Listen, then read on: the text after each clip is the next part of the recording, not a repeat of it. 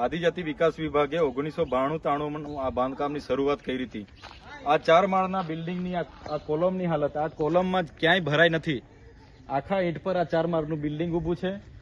આ સ્લેબમાં ક્યાંય તમને સળિયા મળશે નહીં। આ સ્લેબમાં પેલા તમને એકદમ 8 ના 12 ના સળિયા છે, એના પર આખું બિલ્ડિંગ હતું। જોઈ લો તમે। આખો આદિજાતિ વિકાસ વિભાગ અને સ્ટેટ માર્ગ મકાન વિભાગની આ ભ્રષ્ટાચારના લીધે આજે અમારા 296 બાળકોનો જીવ જોખમમાં હતો। એ તો સમય સૂચકતા અહીંના આચાર્ય એમના સ્ટાફની છે, એમને અભિનંદન આપીએ કે એમના સમય સૂચકતાથી આ લોકોને બહાર કાઢ્યા અને બિલ્ડિંગ ધરાશાયી થઈ ગયું। નહીં તો આજે અહીંના અભ્યાસ કરતા 296 માંથી કેટલા બાળકોનો જીવ અહીંયા હોમાઈ જતે। એટલા માટે અનેકવાર આ સ્ટાફે પત્ર પણ વ્યવહાર કર્યો, છતાં માર્ગ મકાન વિભાગ ક્યારેય ઇન્સ્પેક્શન કરવા નથી આવ્યું કે ક્યારે મદદનીશ કમિશનર અહીંયા નથી આવતા કે ક્યારે કોઈ સમાજ કલ્યાણ અધિકારી। એટલે આ ઘોર બેદરકારી છે। આવી જ રીતના ગુજરાતના આદિજાતિ વિસ્તારોમાં અનેક આદર્શ નિવાસી શાળાઓના બિલ્ડિંગો માત્ર ને માત્ર પૈસા અને ભ્રષ્ટાચાર કરવા માટે બનાવ્યા છે। ત્યારે તાત્કાલિક ધોરણ આવનાર દિવસોમાં અમારા અહીંના વિદ્યાર્થીઓ માટે બિલ્ડિંગ બને, રસોડું બને, એ અમારી માંગ છે।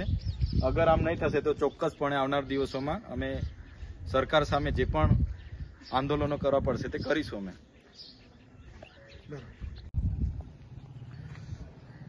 આજે ડેડિયાપાડા આદિજાતિ વિકાસ વિભાગ સંચાલિત આદર્શ નિવાસી શાળા કુમારનું જે છાત્રાલયનું બિલ્ડિંગ હતું તે આજે 30 થી 40% પડી ગયું છે। આ છાત્રાલયમાં 296 વિદ્યાર્થીઓ રહેતા હતા, અભ્યાસ કરતા હતા, પરંતુ અહીંના આચાર્ય અને એમના સ્ટાફની સૂચકતાને કારણે એ વિદ્યાર્થીઓને થોડા સમય પહેલા જ અહીંથી બાજુના એક મકાનમાં શિફ્ટ કરી દીધા। નહીં તો આજે ખૂબ મોટી જાનહાનિ થવાની હતી।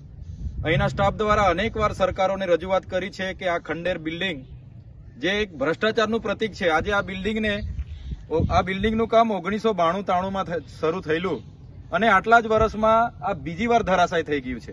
અનેકવાર પત્રો લખ્યા છે નવી છાત્રાલય બાબતે, પણ આદિજાતિનું કરોડોનું બજેટ હોવા છતાં પણ આજે પણ છાત્રાલય નથી બનતું। આ તો સારું કે સ્ટાફની સમય સૂચકતાના લીધે આજે આ બાળકો બચી ગયા છે। નહીં તો આ જ બિલ્ડિંગમાં કપડાં સુકવવાથી લઈને તમામ પ્રવૃત્તિ બાળકોની ચાલતી હતી। એટલા માટે અમે કહીએ છીએ કે આદિવાસીઓનું કરોડોનું બજેટ હોવા છતાં આદિવાસીના શિક્ષણ હોય, છાત્રાલય હોય કે એની વ્યવસ્થા સરકારે ધ્યાન નથી આપતું, જેનું આ પરિણામ છે। સ્ટાફના દ્વારા અનેકવાર પત્ર વ્યવહાર કરવામાં આવ્યો છે જર્જરિત બિલ્ડિંગને લઈને, છતાં કોઈ જાતના એના સમારકામ, એનું રિપેરિંગ કે નવા બિલ્ડિંગ માટે કોઈ જાતનું એ નથી। ત્યારે અમે આનો સખત વિરોધ કરીએ છીએ અને કુદરતની દયાથી કોઈ જાનહાનિ નથી થઈ, એ સારી બાબત છે।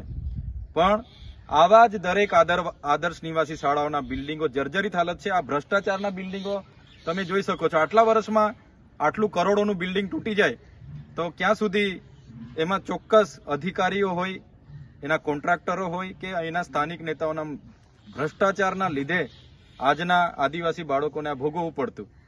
એટલા માટે જ અમે કહીએ છીએ કે આજે જે પણ થયું છે એ ગંભીર બેદરકારીનો નમૂનો છે। એમાં અહીંના સ્ટાફની સમય સૂચકતાના કારણે બાળકો બચી ગયા છે, પણ સરકારે એની તાત્કાલિક ધોરણે નવું બિલ્ડિંગ બનાવવા માટેની મંજૂરી આપવી જોઈએ અને નવું બિલ્ડિંગની મંજૂરી આપીને એનું નવું બિલ્ડિંગ બનાવવું જોઈએ અને આને તાત્કાલિક ધોરણ તોડી પાડવું જોઈએ, એવી અમે માંગ કરીએ છીએ।